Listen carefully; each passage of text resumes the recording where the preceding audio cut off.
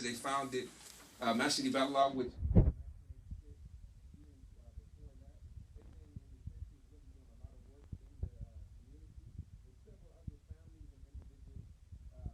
by Imam Sadiq Safir, my father, alhamdulillah. And I want to introduce you all to my family. This is my Muslim family, alhamdulillah. You have very beautiful individuals, individuals who also do community work. They serve the community. They epitomize what we call compassion and mercy for the community. They serve others. You have individuals who are coming from different backgrounds and different professions, alhamdulillah. And when we're talking about, making the changes, necessary changes to Los Angeles, I'm telling you, we have enough. I know the individuals in this room, we have enough individuals in this room to make many changes, alhamdulillah. And you have in us some support. We want to show you, our gratitude. Of course, we have, 3 organizations. We have Islah Academy, which is pre-K through 7th grade. So we have wonderful children, over 40 children who come here day in, day out. They struggle in their academics, and alhamdulillah, they were just, a few of them were just here, and they did a performance. But we have some beautiful children in the community. We have also Islah. We have Islah LA, which we do prison reentry work. We, serve the community. We have a food pantry that's going to start in a couple of weeks, inshallah. And then we have, of course, Masjid Ibadullah, which is really the foundation of everything. This is our mosque, and we're going to need your assistance. We just got the city plans approved, and I'm sure we're going to run into something. We got you here now. So you on our side. So, alhamdulillah, we have the city plans approved, and we're about to start building in a couple of weeks, alhamdulillah. And you are here at the right time. The city plans approved, and you're here now, alhamdulillah. So when we say alhamdulillah, we are giving praise to God. Our lives, we try to embody being servants of the Most High, of course. We want to present you with the certificate of appreciation. This is from all of our organization. We present this certificate of appreciation to our brother, Marqueece Harris-Dawson. Appreciate you. Thank you.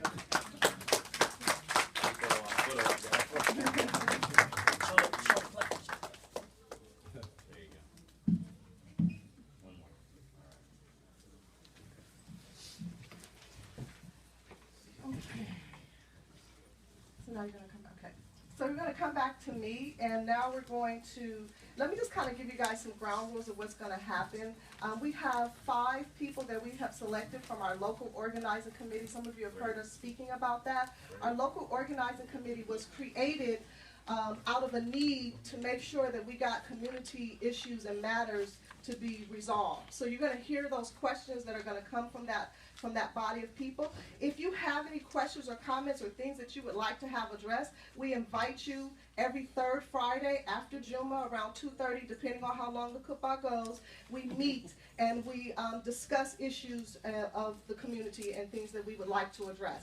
But for today, for the time limit that we have, and we have our council member here for a very short time, we want to respect your time, sir. We're going to have 5 questions that are going to be asked from 5 different people that we've already selected. Okay? First up, we have Abdul Rahman. Is he in the group? Okay. And he's going to ask you a question. Assalamu alaikum. Appreciate you being here, Councilman, today. My name is Abdul Rahman, and growing up in Louisiana, I had an uncle by the name of Uncle Hezzy. He was an alcoholic. He would drink so much that when he sweat, you could smell the sweat coming out of his pores. And I vowed as a young man at that time, I said, I'm never going to get caught up in alcohol. And by coming into the dean, I learned that no smoking, drinking, and drugs, so that definitely resonated with me.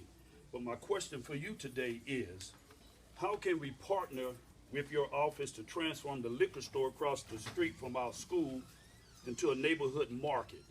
Given your work with transforming liquor stores during your tenure as Executive Director of Community Coalition, we know this issue is important to you. Thank you so much, and thank you to everybody for having us today. It's really exciting and inspiring to be in this house this afternoon. joined by all of you, young people, and my colleagues on the panel here on your question about liquor stores, and I'm just going to get to it really quick because you all have a lot of key questions here. My suggestion on the liquor store, and I have to be careful now because I am the government now. So the things I say, especially when people are taping me, have different implications than they did when I was an activist. I would really suggest getting in touch with Community Coalition. Community Coalition got dealing with liquor stores down to a science. Now, one thing I will tell you is that at the Community Coalition, when we dealt with liquor stores on a problem basis, right? So we didn't just take the position, which many people in the community have this position, that we have too many liquor stores and we should just get rid of some of them. That wasn't the position of Community Coalition. The position of Community Coalition was some liquor stores are nuisances to neighborhoods, right? So they bring down the quality of life in neighborhoods because they have loitering, or they're selling bad things to minors, or they're attracting negative activities to a particular location.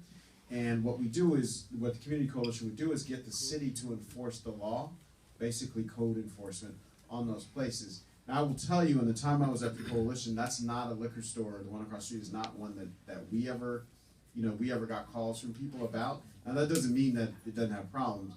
Just means that's not one that was necessarily on our radar. So it's not one that we ever worked on, right? So that's the Community Coalition's approach. The other approach to any business also is you just buy it. Just buy the land, right? I mean, I hate to be so crass about it, but you buy the land and then you decide what goes there. I would bet, without knowing any information about it, I would bet that liquor store is a tenant, not an owner. And so, if that's the case, if you're able to work out a deal to acquire the property, usually these property owners are in their senior years. They live far away. They're not that attached to that particular piece of real estate. And if they get an offer that they like and some people that are motivated to do something with it, they will often entertain it. Do you have a name for any people I can contact at the Community Coalition? So the person to contact the Community Coalition would be Joseph Duvall, Devall, or Karen Lane. L-A-N-G? No, Karrenlane. L-A-N-E. Yeah, I like to drive down. Thank you. Thank you for that. We appreciate that. And that gives us something to talk about in our next local organizing committee meeting that you should want to attend on the third Friday. Shameless plug. Okay, next we're going to have Taha, who is going to ask a question. Brother Taha, thank you. Assalamu alaikum. Greetings, panel, Councilman. Sir, our growing homeless crisis here in Los Angeles has created living encampments throughout our communities. May the CD8 help make it possible with this $100 million city distribution towards things like ISLA, building our own reentry home, housing for LA's homeless citizens, and affordable housing in particular, sir? Thank you for the question, and thank you for bringing attention to what I think is one of the most pressing problems that we face in the city and that our people face in this region. On the specific question, one thing to know about the $100 million that the city says they're going to spend, that $100 million is a goal, right? So there isn't, I can tell you because I've been looking around for it. There's no closet with an extra $100 million sitting around waiting for us to spend it on homelessness. It's going to require cuts to things, which I think we will do some, right? We will do some of that. And then it's going to be realizing some savings in other areas that, again, we may not be necessarily in favor of. And eventually, either the county, the city, or the state is going to come to the voters and ask for a new source of revenue. So we may have a millionaire's tax in LA County. We may have a levy on luxury housing units. There's a variety of things in discussion, right? That's what the mayor is supporting right now. So that'll happen, and then the $100 million will come. So everybody should know that when you hear the $100 million goal. But in terms of your reentry center, you actually don't need to wait on the city. there is state and county funding available for reentry services. Now, what the rules are for those fundings, I'm not, readily familiar with, but it's easy information to get. It's incidentally, not to plug my old shop too much, but you actually can get a lot of information from the Community Coalition, because they've done a lot of work with it. So Karen Lane is also the person on that. And the Community Coalition has a project called the Prevention Network, which is a network of community-based organizations. Community-based organizations doing community services, right? Because we know that there are sort of large outfits, right, that are county-wide or statewide that do offer community services, and then there are locally based community-based services. So Prevention Network is a network of locally based providers. Thank you very much for your comments. All right, thank you for that. We appreciate that. That is invaluable information. Next, we're going to go to my husband, Marcus, and he's going to ask a question.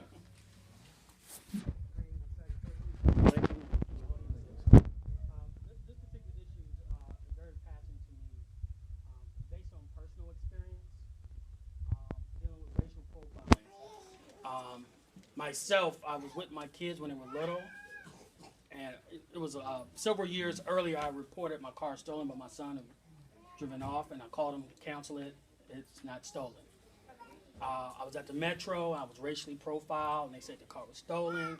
I asked them to look at my driver's license and my registration. It's me. And they were very aggressive. One guy punched me and told me if I don't shut up, he was going to beat me up. So racial profiling is very, and so when I see a cop behind me, I'm very nervous. Even if my tag's legit, I never did anything wrong, I'm concerned. And that's not a conversation I want to have with my son. Be careful about driving while black. Make sure your music is turned down, don't have a whole lot of people in your car, because you may get pulled over. So my question specifically, will you partner with us to make sure the LAPD, specifically divisions in our communities, properly track data from the AB 953, which is the racial profiling bill, with an eye for deepening implicit bias training that will hold officers accountable? And this is a statewide racial profiling bill that requires police officers submit data on who they are stopping to prove what we already, as a people of color, know likely to get stopped by the police officers. So what are your thoughts on that? So the answer is yes. We will partner with you. That's the easy part of it. But let me riff a little bit about this issue. One thing about AB 953, it's important to know, because of the consent decree in LA, LAPD's already been required to do that by the federal government. So, and that's probably 7 years we've been doing it, right? So there's that. That happened when Chief Parks, when Parks was chief of police, federal government, under the Bush administration, sued the city of Los Angeles to say that their police department was out of control. And part of the consent decree, which basically the judge was going to give control of the LAPD to the federal government. And so LA made a deal with the federal government to say, we'll do these things and report to you on a quarterly basis if you let us maintain control of our police department. That's what the consent decree was. So we already have that, and some of the consent decree is now over, but some things we kept in place. So the data is one. But let me just drill down a little bit more on the police abuse thing. One thing, and I should say, Bernard Dory is the deputy chief of staff, and he is my deputy that deals with public safety, so fire, police, and utilities. He's in the back there. Wave, Bernard. Bernard and I will work together, if it's okay with you all, to bring the deputy chief for South Bureau. We'll bring him here if you all want. Yes, we do. So we'll do that. We'll bring Chief Scott here, and we'll let him talk directly to you all, and you all can talk directly to him. My experience with him is that he's been a good guy so far. But here's the thing on police abuse: we got to get real. I think serious about with our community, because there's being pulled over by the police, which happened to me and everybody I know several times. I mean, I always tell people I've had a gun pointed at me 5 times. 4 of those times were by police officers, right? I mean, pointed at me in my face. So it's a very serious problem that we see everywhere. But one of the things that I've learned or come to realize since being on city council is how many of our people are shot and killed after the encounter. And one of the things we got to deal with is gun policy. And this is controversial, right? This is supposed to be a country where you have the right to bear arms. That's right. At the same time, it's a country where it's legal for the police to shoot you if they think you have arms. It is. If a police officer shoots you, Najee knows this, he's been an activist around these cases. On the cases, and Najee will tell you this, on the cases where there is a reasonable belief that the person who was shot had a gun, it doesn't even make the news. You don't even know what happened. They just put that person in a body bag, ship them off, and it's done. Part of what we got to deal with is we got to end this dynamic where it's reasonable for any police officer with anybody they encounter to believe that they have a gun on them. And I don't know how we get there, but I think it's a very serious thing because people are losing their lives at an alarming rate. And it doesn't have anything to do with the crime rate. Crime is actually lower now than it's been in anybody in this room your entire lifetime. Crime's lower now than it's ever been. And the police are more violent now than we've ever known them to be. Or at least since they've been keeping track. Right. Let me say it that way. So I think it's a real tricky issue that we need to have a community conversation about how we want to approach it. But I mean, we go into closed session in the city hall, in city council where we have to pay out, due payments to families when there's a shooting.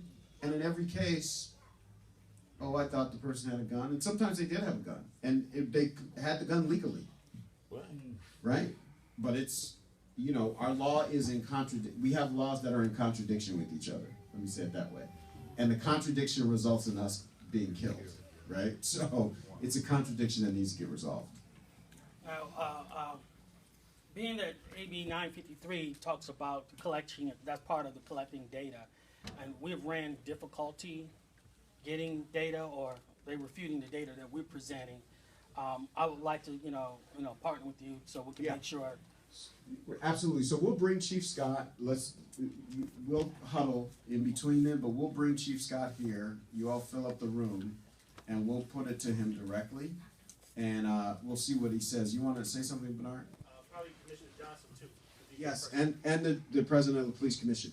President of the police commission, Matt Johnson, who we'll also bring here. He's actually undertaken a study. He's the one who helped uncover the fact that LAPD had 1,300 racial bias complaints made against them last year, and exactly 0 of them were investigated or found to be problematic. There's a lot of attention on this issue at this moment, and I think you all can help ramp it up and keep it in public discussion. The dominant narrative you hear on the radio a lot. You hear them talking about crime is on the rise. But the data is not supporting that. So we'll definitely work with you on that. So thank you very much. And so this is a very detailed conversation that we will have. So we know that people have questions and comments from the audience. We will table them. If you do have some comments and questions, write them on a piece of paper, and then when we have our shameless other plug, third Friday local organizing committee meeting, we'll discuss it then. So now I'm going to ask a question of the council member as well. So for me, the question that I'm going to ask you is really kind of close to home because I'm a college professor and also a former principal in LA Unified School District. And so over my tenure, I have come across probably hundreds of people who have had some kind of felony in some way, shape, or form. And so I work in the early childhood ed field. So if there's certain offenses that you've done to children, of course you can't work. But there are other offenses that would make them eligible. But because of the question I'm going to ask you, they have been denied employment. So I would like to First of all, thank you for what you've done so far to work on the Fair Chance Initiative, which removes the felony boxes on job applications. Our biggest desire is that we not only pass this, but pass an ordinance that has teeth with a strong enforcement mechanism.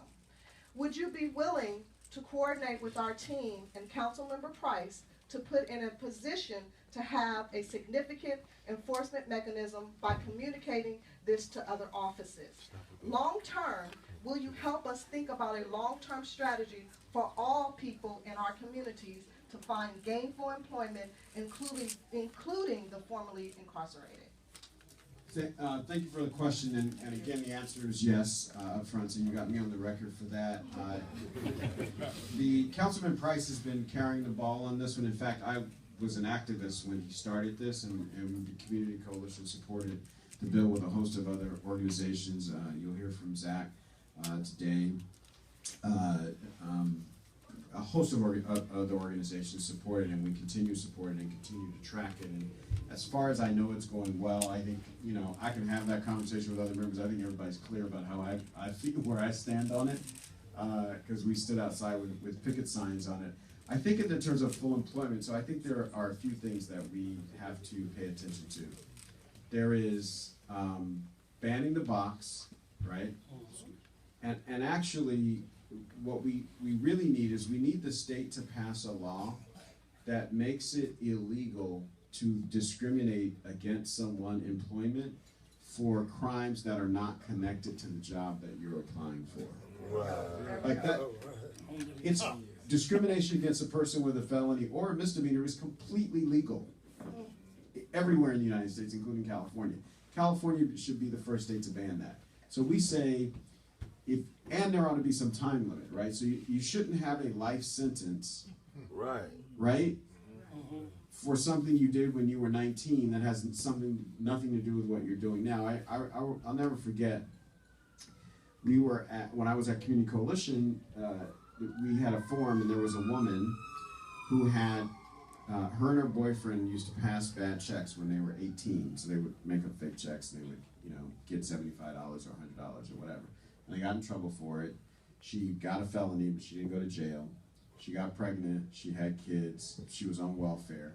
2 kids on welfare. She raises both kids on welfare, gets them out of high school, through college. They get through college, through graduate school, both of her kids, and they get out and they get gainful employment. And so they say, "Mom, we want to send you to school." So she goes. They send her to nursing school. She goes to nursing school. She passes her board. She becomes a nurse, gets licensed, is working for a year and a half, and she gets a letter in the mail saying the state is revoking your license because you're a convicted felon. 30 years later.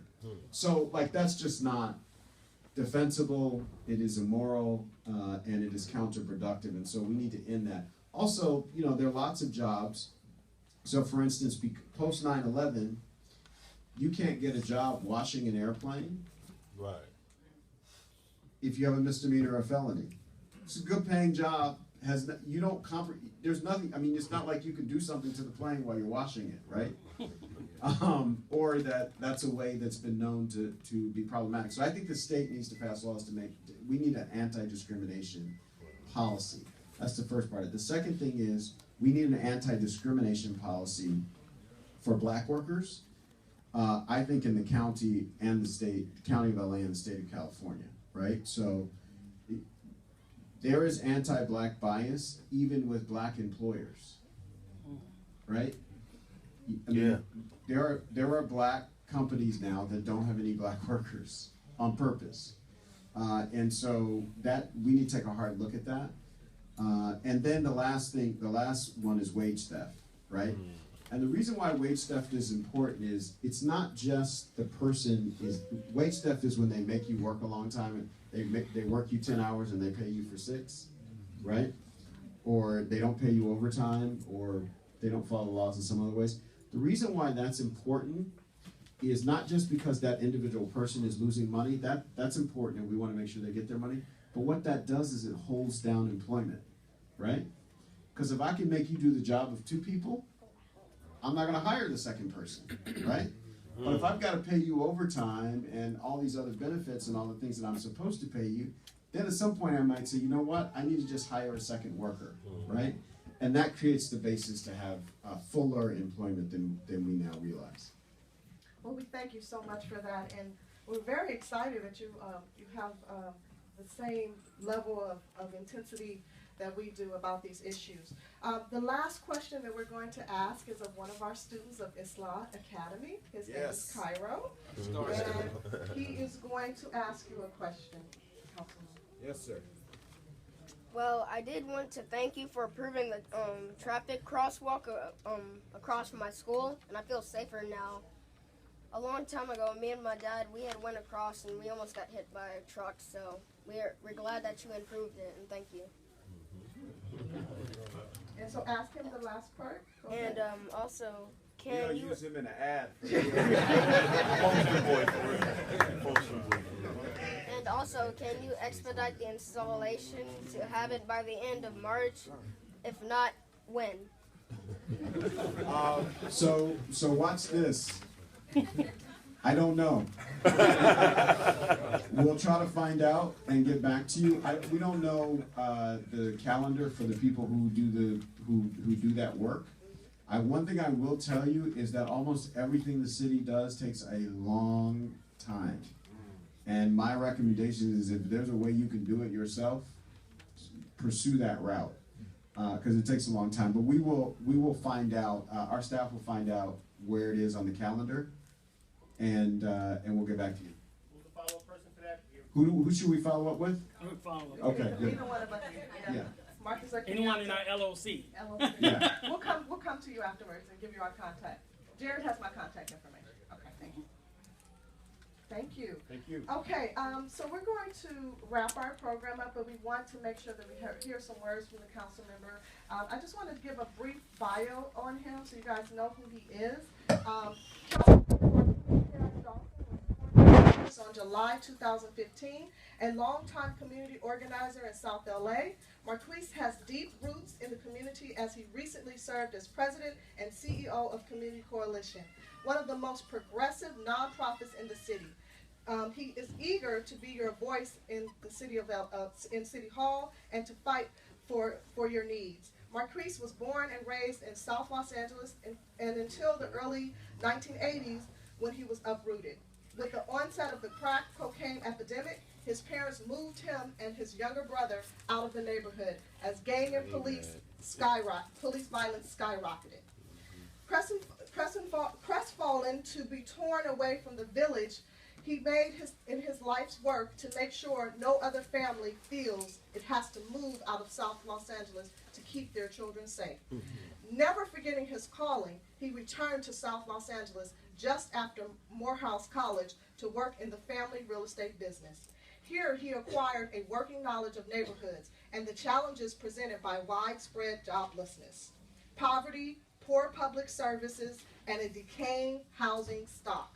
In 1995, he joined Community Coalition under then founder and current Congresswoman Karen Bass. His first campaign publicized the horrendous conditions of inner city high schools and the inequities in the distribution of public funding.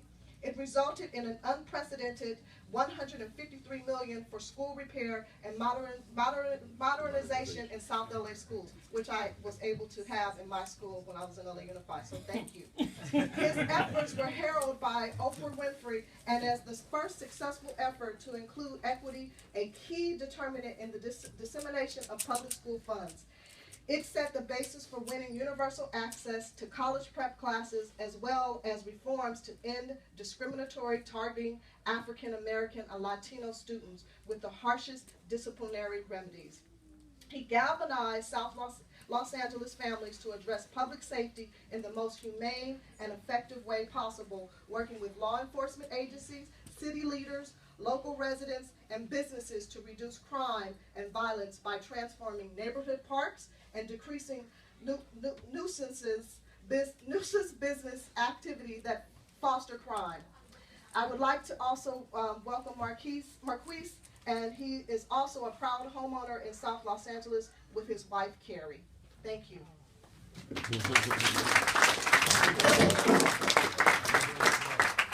Any final remarks? Sister Kenyatta, Yes. if I can use 10 seconds, personal community leader privilege. I've known Marqueece for over 20 years, so the bio, I know everything in it. But personally, this brother is one of the best leaders in our community.